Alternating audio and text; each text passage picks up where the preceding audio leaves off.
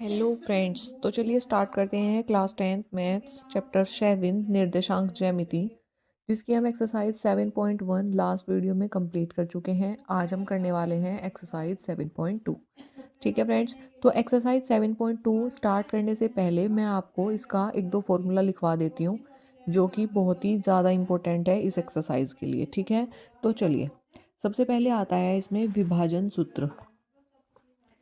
एक फॉर्मूला है, तो देखिए फ्रेंड्स, विभाजन सूत्र क्या कहता है। दो बिंदुओं, आपके पास क्या दिए गए होंगे, दो पॉइंट्स दिए गए होंगे, जिसको m1 और m2 के अनुपात में विभाजित करने पर किसी बिंदु के निर्देशांक क्या होते हैं वो मैं आपको बताऊंगी। तो यहाँ पे लिखेंगे दो बिंदुओं, क्या है आपके दो बिंदु a x1 y1 और b x2 y2 को जोड़ने वाले रेखाखंड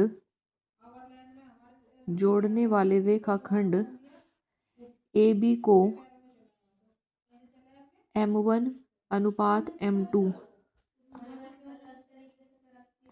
के अनुपात में आंतरिक रूप से विभाजित करने पर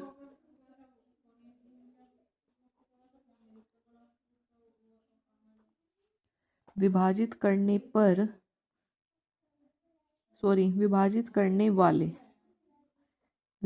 करने वाले बिंदु P x y के निर्देशांक।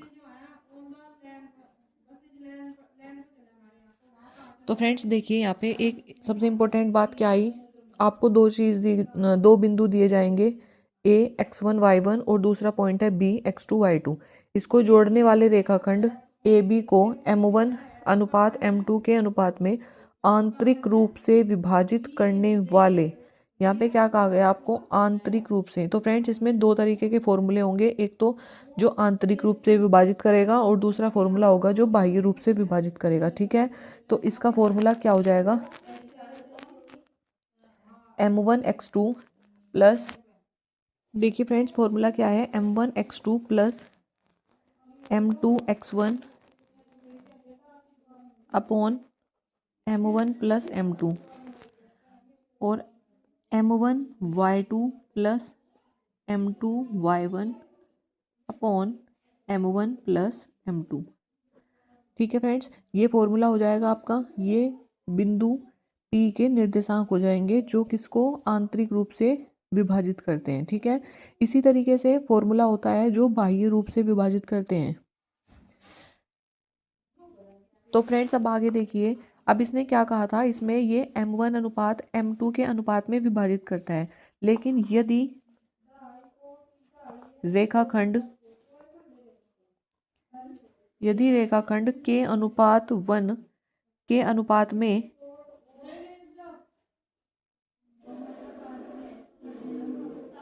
अनुपात में विभाजित करे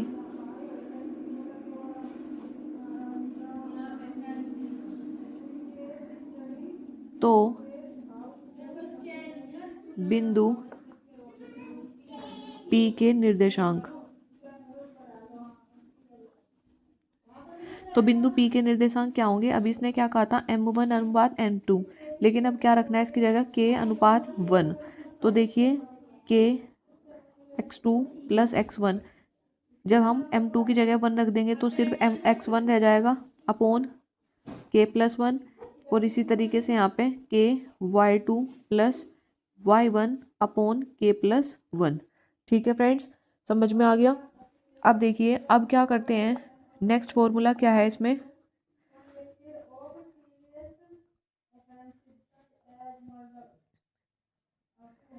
बिंदुओं, लिखो आगे, बिंदुओं का बिंदु दिए गए हैं आपको a x1 y1 B x2 y2। ठीक है फ्रेंड्स, ये दो बिंदु दिए गए हैं आपको, को जोड़ने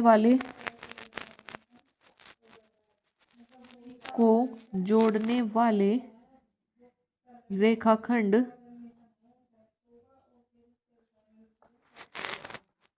ए बी के मध्य बिंदु के निर्देशांक, मध्य बिंदु के निर्देशांक। तो फ्रेंड्स अब आपको क्या निकालना है, मध्य बिंदु के निर्देशांक निकालने हैं। तो मध्य बिंदु के निर्देशांक क्या होते हैं, देखिए दो पॉइंट दिए गए हैं आपको, तो लिखेंगे x1 प्लस x2 अपॉन 2 और दूसरा y1 प्लस y2 अपॉन 2। ठीक है फ्रेंड्स, अगर आपको मध्य बिंदु के निर्देशांक निकालने हैं तो उसका फॉर्मूला होता है ये, और अगर ये दो पॉइंट आपको आंतरिक रूप से इस अनुपात में विभाजित करते हैं तो फॉर्मूला होता है ये। तो फ्रेंड्स ये फॉर्मूला और ये वाला फॉर्मूला वेरी वेरी इंपॉर्टेंट है, आप इसको बहुत ही ध्यान से करिएगा। अब स्टार्ट करते हैं एक्सरसाइज 7.2 का क्वेश्चन नंबर फर्स्ट। तो फ्रेंड्स देखिए, उस बिंदु के निर्देशांक ज्ञात कीजिए जो बिंदुओं ये और ये को मिलाने वाले रेखाखंड को 2:3 के अनुपात में विभाजित करता है। तो फ्रेंड्स यहाँ पे क्या दिया गया है, दो पॉइंट्स दिए गए हैं और m1 और m2 का मान दिया गया है। तो हमें बिंदु के निर्देशांक निकालने हैं। तो इसमें फॉर्मूला कौन सा लगेगा, ये वाला। तो क्या पॉइंट्स दिए गए हैं, देखिए क्वेश्चन नंबर फर्स्ट, बिंदु है -1 और 7, ये ए बिंदु है, और बी बिंदु क्या है आपका 4 और -3 को मिलाने वाले रेखाखंड 2:3 के अनुपात में, यानी कि m1 का मान कितना है 2 और m2 का मान कितना है आपका 3। ठीक है, और यहाँ से x1 y1, ये आपका x1 हो गया, ये y1, ये x2 हो गया और ये y2। ठीक है, तो इसमें ये वाला फॉर्मूला लगा देंगे। बिंदु के निर्देशांक क्या हो जाएंगे, m1 x2, m1 क्या है आपका 2 इंटू x2 क्या है 4 प्लस m2 कितना है 3, x1 कितना है 7 upon m1 plus m2 2 plus 3। ठीक है, अब क्या है, यहाँ पे फॉर्मूला है m1 y2 plus m2 y1। तो m1 कितना है आपका 2 इंटू y2 कितना है -3 प्लस m2 कितना है 3, y1 कितना है 7। यहाँ पे 7 कैसे आया फ्रेंड्स, देखिए m2 x1, तो x1 कितना है आपका -1 है, x1 तो upon m1 plus m2 2 plus 3। तो फ्रेंड्स एक बार चेक कर लीजिए कि आपने सही वैल्यू पुट करी है, m1 x2 plus m2 x1 upon m1 plus m2, फिर यहाँ पे m1 y2 plus m2 y1। ठीक है फ्रेंड्स, आपने वैल्यू रख दी। अब क्या करेंगे, अब इसको सोल्व करना है। 4 2 जा 8 माइनस 3 1 जा 3 अपॉन 5, 2 3 जा 6 प्लस 7 3 जा 21 अपॉन 5। ठीक है, अब क्या करना है, सब्ट्रैक्ट कीजिए। 8 माइनस 3 कितना हो गया 5 अपॉन 5, और यहाँ पे कितना हो गया 21 माइनस 6 15, तो 15 बचेंगे किसके प्लस के 15 अपॉन 5। तो देखिए 5 1 जा 5 और 5 3 जा 15, तो आपके जो पॉइंट्स आए वो कितना आए 1 और 5, ये पॉइंट आ गया आपको। तो आपको इस तरीके से एक पॉइंट निकालना था, पी एक्स वाई के निर्देशांक निकालने थे। तो ये कितने आ गए आपके पी एक्स वाई के निर्देशांक आ गए, जो कि यही आपको चाहिए थे। तो ये क्या हो गया आपका आंसर हो गया फ्रेंड्स। ठीक है, सेकंड क्वेश्चन देखिए, बिंदुओं 4 -1 और -2 -3 को जोड़ने वाले रेखाखंड को समत्रिभाजित करने वाले बिंदुओं के निर्देशांक ज्ञात कीजिए। तो आपको दो पॉइंट दिए गए हैं फ्रेंड्स, पहले इनको लिख लेंगे और फिर क्या कहा गया है, रेखाखंड क्या कर रहा है समत्रिभाजित कर रहा है। ठीक है, क्या कहा गया है क्वेश्चन नंबर सेकंड में, दो पॉइंट दिए गए हैं आपको 4 -1 और -2 -3 को जोड़ने वाले रेखाखंड को समत्रिभाजित, ध्यान देंगे यहाँ पर समत्रिभाजित करने वाले बिंदुओं के निर्देशांक ज्ञात करने हैं। तो जो ये पॉइंट है 4 -1, इसको आपने क्या मान लिया, इसको आपने ए मान लिया, और ये जो पॉइंट है आपका दूसरा, इसको आपने क्या मान लिया बी मान लिया। ठीक है फ्रेंड्स, अब क्या है, ये जो दो पॉइंट हैं ये इस लाइन को कितने में विभाजित कर रहे हैं, सम त्रिभाजित। इसका मतलब है एक तरीके से समझ लीजिए समान रूप से 3 पार्ट्स में डिवाइड कर रहा है। तो ये जो पॉइंट है आप इसको क्यू पी मान लेना, और ये जो पॉइंट है आप इसको क्या मान लेंगे, क्यू मान लेंगे। ठीक है, तो अब देखिए ये जो पी पॉइंट है इसके निर्देशांक आप एक्स वाई मान लेंगे, और ये जो क्यू पॉइंट है इसके निर्देशांक को भी आप एक्स वाई मान लीजिए। ध्यान से समझना फ्रेंड्स, तो आपने पी पॉइंट के लिए आप m1 और m2 क्या लेंगे, जो ये पी पॉइंट है इसके लिए ये यहाँ से यहाँ तक एक पार्ट है, और यहाँ से यहाँ तक कितने पार्ट है, इसमें 2 पार्ट है। तो m1 कितना हो गया इसके लिए, m1 कितना हो गया 1, और m2 कितना हो गया 2। तो यहाँ पे लिखेंगे, यहाँ पे लिखेंगे विभाजन के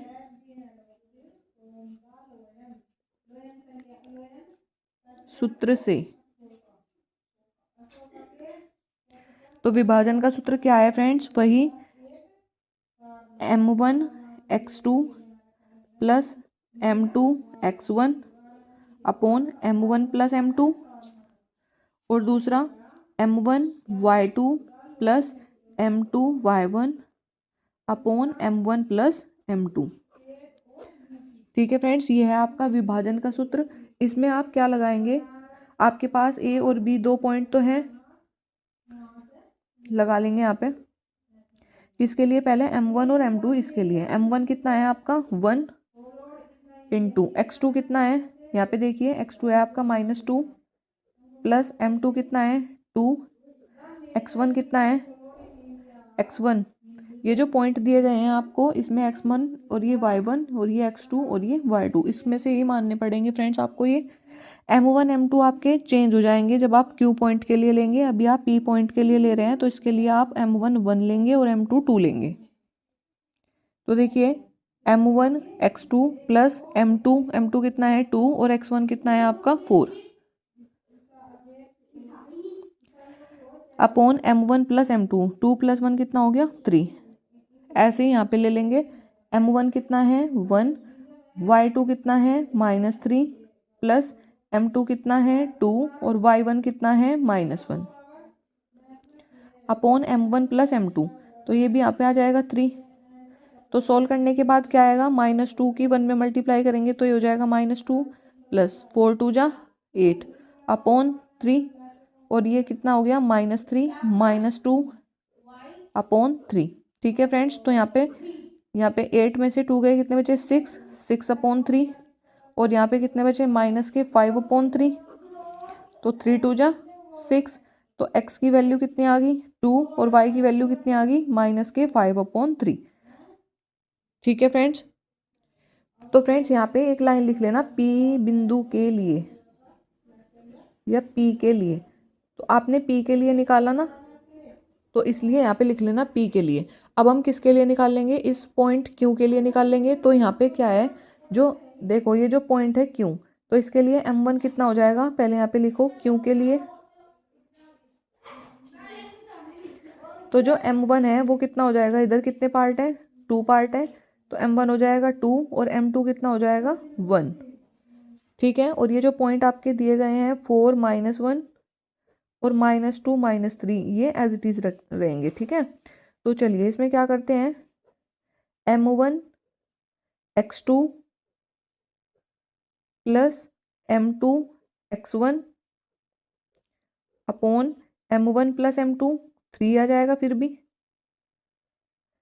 फिर यहाँ पे है m1 y2 क्या है, ये y2 है प्लस m2 y1 यानी कि -1 अपॉन m1 प्लस m2।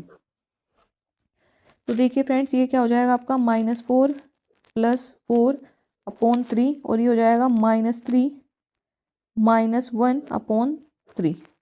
ठीक है, तो यहाँ पे देखिए ये कितना हो जाएगा आपका 0 अपॉन 3 कितना होता है 0 ही होता है, और ये हो जाएगा आपका -4 अपॉन 3।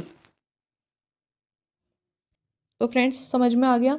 यहाँ पे ये जो P पॉइंट निकल के आया था आपका, ये जो P x y था, इसकी जगह आप ये रख सकते हैं 2 -5 और 3, यहाँ पे लिखेंगे पी के निर्देशांक कितने हैं 2 -5 और 3, और ये जो क्यू पॉइंट है इसके निर्देशांक कितने आए 0 -4/3, तो यहाँ पे लिखेंगे 0 -4/3।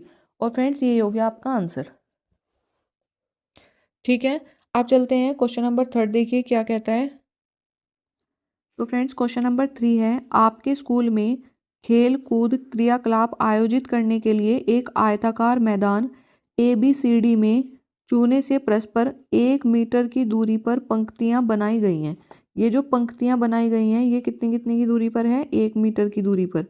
AD के अनुदिश परस्पर 1 मीटर की दूरी पर 100 गमले रखे गए हैं।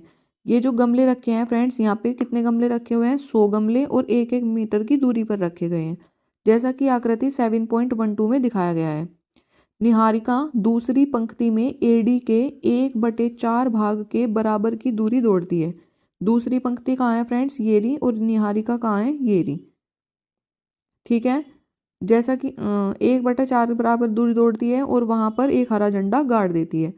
जो प्रीत है वो 8वीं पंक्ति में AD के 1/5 भाग के बराबर की दूरी दौड़ती है। ये कोई प्रीति है, कहाँ पे है 8वीं पंक्ति में, देखिए 8वीं पंक्ति में दिखाई जा रही है। तो ये क्या करती है 1/5 भाग के बराबर की दूरी दौड़ती है और वहाँ एक लाल झंडा गाड़ देती है। तो दोनों झंडों के बीच की दूरी निकालनी है।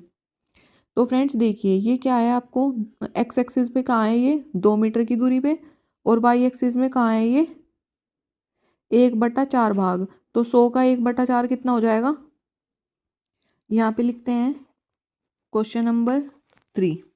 क्वेश्चन नंबर 3 क्या कहता है, जो एक्स एक्सिस पर जो पॉइंट पड़ा है वो कितना है 2 है इसके लिए, निहारिका के लिए, और जो वाई एक्सिस पर पॉइंट पड़ा है 100 गमले हैं उसका 1/4 भाग यानी कि 25।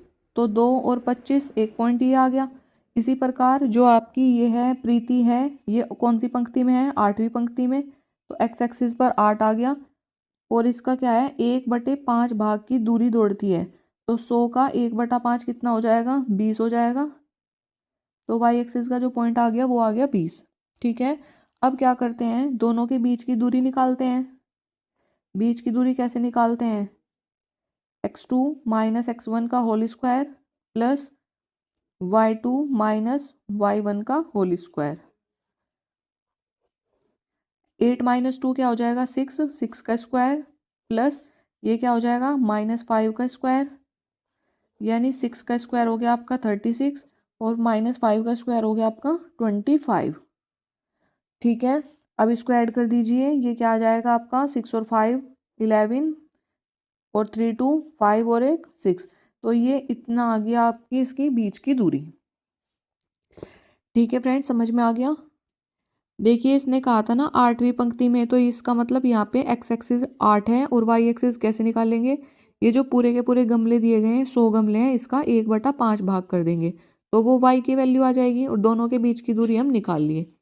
इसने क्या कहा, यदि रश्मि को एक नीला झंडा इन दोनों झंडों को मिलाने वाले रेखाखंड पर ठीक आधी दूरी पर गाड़ना हो तो उसे अपना झंडा कहाँ गाड़ना चाहिए, इन दोनों के बीच में। ठीक मध्य बिंदु कहाँ है इनका, यहाँ पे, यानी कि झंडा गाड़ना है तो क्या निकालना पड़ेगा आपको, इन दोनों का मध्य बिंदु भी निकालना पड़ेगा। तो यहाँ लिखेंगे रश्मि के द्वारा रखा गया झंडा बराबर है निहारिका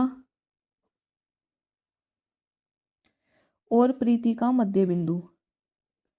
निहारिका और प्रीति का मध्य बिंदु। फ्रेंड्स वो प्रीति नहीं है, प्रीति दे रखा है क्वेश्चन में, तो प्रीत लिखेंगे। तो निहारिका का पॉइंट क्या है 2 और 25, और प्रीत का पॉइंट क्या है 8 और 20। ठीक है, तो इनका जब मध्य बिंदु निकालते हैं तो मध्य बिंदु का फॉर्मूला क्या होता है x1 + x2/2 और y1 + y2/2। ये पॉइंट होता है मध्य बिंदु निकालने के लिए, फॉर्मूला होता है सॉरी। तो x1 ये इसको मान लेंगे, ये y1 है, ये x2 है, और ये क्या है आपका y2। तो x1 + x2/2 y1 + y2/2। तो ये कितना आ जाएगा, 8 और 2 10, 10/2, और ये 25 और 20 कितने हो जाएंगे, 45/2। ठीक है फ्रेंड्स, आपने इसका मध्य बिंदु निकाल लिया। मध्य बिंदु आ गया आपका 10/2 और 45/2, यानी कि 5 और 45/2। 45 का आधा कितना होता है, या तो इसको यहीं पे छोड़ दो 45/2 करके, या फिर इसका हाफ निकाल लो। 2 2 जा 4, 2 2 जा 4 और 2 22.5। ठीक है, तो इस तरीके से आपका ये सवाल कंप्लीट होता है। क्वेश्चन जो है आपका बहुत लंबा था, लेकिन करने में बहुत ही आसान था। बस आपको ये पॉइंट समझने हैं, ये दोनों पॉइंट आपने किस तरीके से निकाले। ठीक है, अगर आप ये 2 पॉइंट इजीली निकाल लेते हैं तो फिर तो आपको पता ही चल जाएगा क्या करना है। बीच की दूरी निकालनी है और दोनों का मध्य बिंदु निकालना है। बीच की दूरी और मध्य बिंदु का जो फॉर्मूला है वो मैंने आपको ऑलरेडी लिखवाया हुआ है, आप इजीली निकाल सकते हैं। तो चलिए अब करते हैं इसका next question, question number 4। Question number 4 क्या कहता है, बिंदुओं -3, 10 और 6 और -8 को जोड़ने वाले रेखाखंड को बिंदु ये किस अनुपात में विभाजित करता है।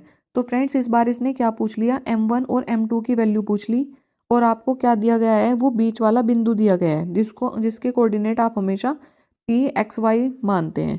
तो चलिए देखिए इस तरीके के क्वेश्चन को कैसे हल करते हैं। क्वेश्चन नंबर 4, क्या पॉइंट दिए गए हैं इसने, ए पॉइंट दिया है -3 और 10, बी पॉइंट क्या दिया है 6 और -8।